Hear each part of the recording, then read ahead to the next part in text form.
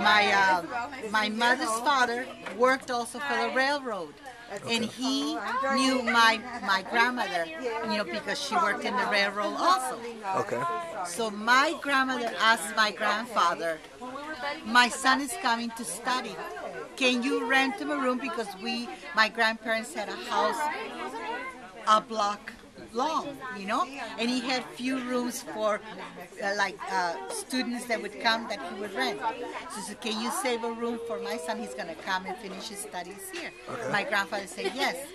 So my grandfather came to that room, which my mother and him never met because it was so big the house that they never saw each other.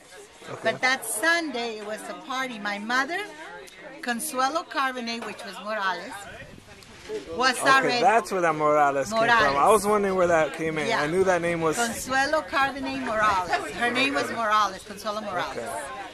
So she was already to be married. She was already had the ring, the whole thing. Okay. But he was second in line for president in the whole thing of Mexico. It's a big deal, okay? Okay. So that Sunday, my mother went to the doctor's ball and met Antonio Carboney. Okay. Which she didn't know that he lived in her house. And that's my grandpa's. Yeah. Yeah. So Grandpa Antonio was Antonio Carboney, and they met there at the doctor's ball. But he also lived in that same house, which they didn't know because it was so big. It was a whole block. Okay. So anyway, they met that Sunday, and Wednesday they got married.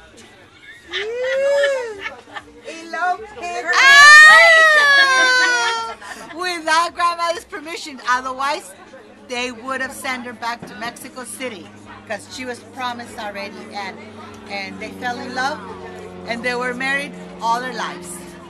And that's how the Carboney. Wait, show the picture. And that's Grandpa and Grandma Carboney. And then there's Grandma. There's Grandpa Morales, which his name was Carlos. That's the name Carlos comes from. Grandmother Belen. Tia Ulda. Uncle Carlos. And oh no, I'm sorry. Take that back. That's Tia Evangelina. Okay. And Tia Ulda. And the one next to. And there's a cat. I think there's one cat somewhere. Which one? Oh, which other one? No, that's it. That's Grandma Belen. Yeah, which I already did. My mother was the secretary of the whole entire Mexico for the Church of Seventh-day Adventists. And that's the picture they sent my mother when she was there. You've seen that picture that I posted in Facebook of my mother? Pretty sure. She got this picture where she was at. Okay. And this is Grandma and Grandpa Carboney. Love it. So that's it. The rest is history. You can take it from there, Donovan. And this is Aunt Loudon, his favorite aunt. Really? The name goes back to where they had to take the first by popular vote tyrant to lead against the Gauls in Rome. That's the beginning of your name. Are we on? Let me tell you the real story about the Carboneys, man. First of all, we are from a long line of royal taco eaters. We were part of the tasters first, but when we knew the tacos were poison, we gave it to the king anyway, and then so we took over. We let him eat the tacos, and so then we became the Royal Carboneys. And as you can see, even to this day, we're still eating poison tacos. You know why? Because we used to eat a little bit of poison tacos every day, so we'd be immune to it. So when the king died, we became King Carboneys. We were going to open King Taco, but the name was already taken. It was a trademark infringement. We would plan on kicking their ass and taking the store, and so it's still all good. And that's how it happened. It's a real There's story. a King Taco Carbonate taco. Thank you. Thank you. Thank you for the interview. Okay. So the origin of Carboney. The truth is that your great-grandfather, Antonio Carboney, is the only child to your great-great-grandmother, okay? And her name is Anita. So, when they came to this country, they were not allowed in the United States. So they ended up in Mexico. And so, you know, he's the only son. When my father, your grandfather, came to America, probably like in 1952, it was a big community of Italians. And they were all, his name is actually Carbonelli. But when he came to the United States, the people looked down at this like, oh, these immigrants from, you know, Italy and Sicily. And so my father took the name Eli out and made Carboney. So there really shouldn't be Carbonets. Oh. I see them here and there on Facebook, on this and that. I see Carbonate, but I really don't know where that came from.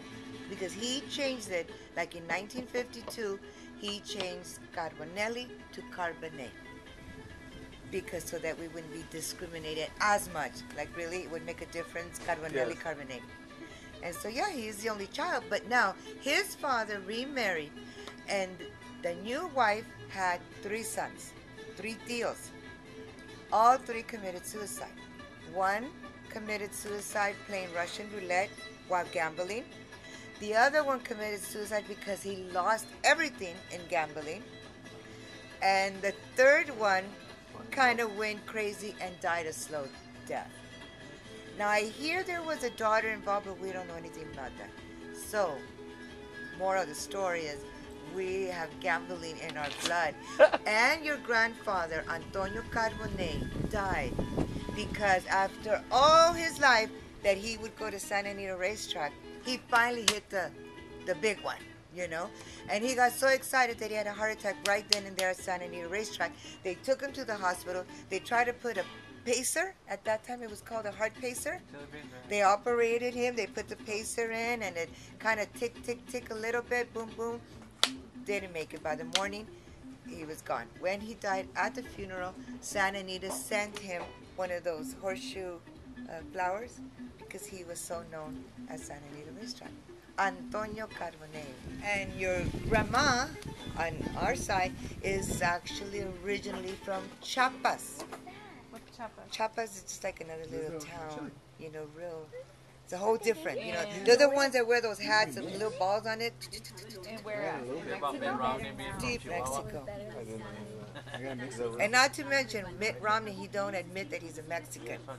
Okay, he's from Chihuahua, where I was born.